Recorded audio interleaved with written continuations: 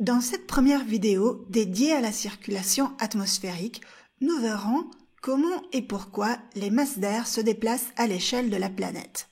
Puisque la température joue un rôle très important dans la distribution des vents, commençons par analyser les variations de température à l'échelle de la planète. Si tu as regardé notre vidéo sur les saisons, tu sais que le Soleil chauffe la Terre différemment à dépendance de la distance de l'équateur. Au-dessus de l'équateur, les rayons solaires sont presque verticaux, mais au fur et à mesure qu'on s'approche des pôles, ils deviennent de plus en plus inclinés et donc moins intenses. Pour cette raison, il fait plus chaud à l'équateur et plus froid aux pôles. Tu as peut-être déjà remarqué que lorsque tu réchauffes quelque chose, de l'eau ou de lait par exemple, ils augmentent de volume. Il se passe la même chose avec l'air.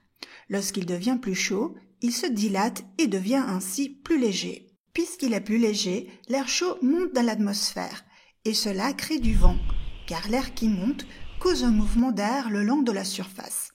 Si tu te demandes pourquoi, pense à ce qui se passe lorsque tu enlèves un seau d'eau d'un bassin.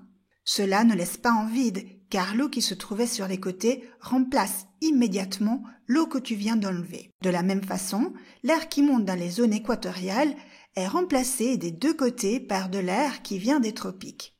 Au fur et à mesure que l'air monte, il se refroidit. Et lorsqu'il arrive à environ 10 ou 12 km d'altitude, l'air n'arrive plus à monter davantage.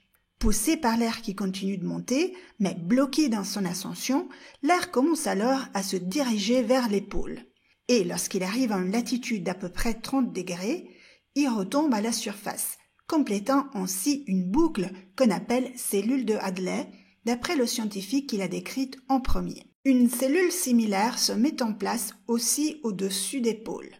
En effet, lorsque l'air se refroidit, il devient plus lourd et pousse contre la surface de la Terre.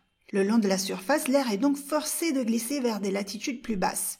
Au contraire, en altitude, l'air est entraîné vers les pôles. Cette cellule, qui s'appelle cellule polaire, est complétée par une région située en latitude d'environ 50 degrés, au-dessus de laquelle l'air remonte dans l'atmosphère. Voyons maintenant ce qui se passe entre 30 et 50 degrés de latitude. Comme on a vu tout à l'heure, lorsque l'air monte ou tombe, il est remplacé par de l'air en provenance des côtés. Cela crée une troisième cellule, la cellule de Ferrel, qui se distingue des deux autres car elle tourne en sens inverse. La raison pour cela est que l'air dans la cellule de Hadley et dans la cellule polaire bouge à cause des différences de température, lorsque la cellule de Ferrel doit son existence à la présence des deux autres cellules. L'effet global de la circulation atmosphérique est de redistribuer la chaleur entre l'équateur et les pôles, ce qui empêche à l'équateur de devenir de plus en plus chaud et aux pôles de plus en plus froid.